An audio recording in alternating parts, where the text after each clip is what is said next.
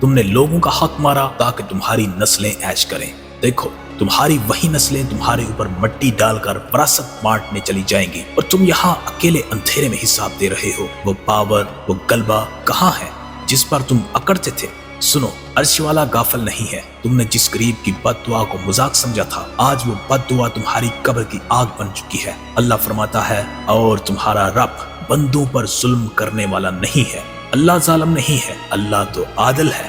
اس لیے آج تمہاری ایک ایک پائی کا حساب ہوگا۔ وہ جو تم نے یتیم کا مال ہضم کیا، وہ جو تم نے بیوہ کی زمین اپنے نام کروائی، وہ جو تم نے رشوت لے کر حقدار کا حق مارا، آج وہ سب تمہارے گلے کا توق بن چکا ہے۔ رسول اللہ صلی اللہ علیہ وآلہ وسلم نے فرمایا، مظلوم کی بد دعا سے بچو، کیونکہ اس کے اور اللہ کے درمیان کوئی پردہ نہیں ہوتا۔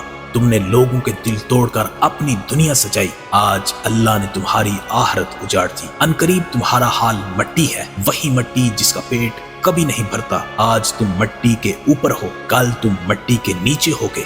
وہاں تمہارا عہد چلے گا، نہ تمہارا پیسہ۔ وہاں صرف وہ آنسو بولیں گے جو تمہاری وجہ سے کسی غریب کی آنکھ سے گرے تھے۔ اے لوگوں کا حق کھانے والو، ابھی تمہارے ہاتھ پاؤں ہل رہے ہیں، ابھی تمہاری زبان میں طاقت ہے۔ جاؤ اس مزدور کے پاؤں پکڑ لو جس کی تم نے اجرت ماری تھی، اس بہن سے معافی مانگ لو جس کا حصہ تم کھا گئے، کیونکہ اگر وہ راضی نہ ہوئے تو کعبے کے غلاف پکڑ کر بھی روو گے تو اللہ معاف نہیں کرے گا۔ اللہ تو اپنا حق معاف کر دے گا، لیکن مخلوق کا حق کبھی معاف نہیں ہوتا۔ اور تمہارا وقت ختم ہونے کو ہے۔ کیا تم اب بھی سمجھتے ہو کہ تم بچ جاؤ گے؟